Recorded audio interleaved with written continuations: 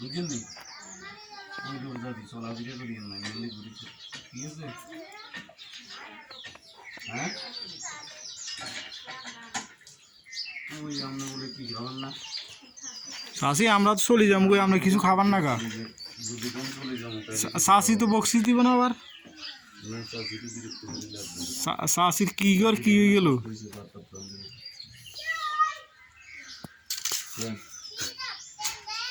বয়স্ক মানুষ কষ্ট দিল কীভাবে বের কর নেবে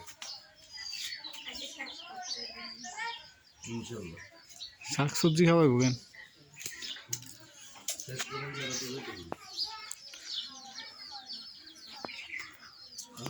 টেনশন না করে দিতাম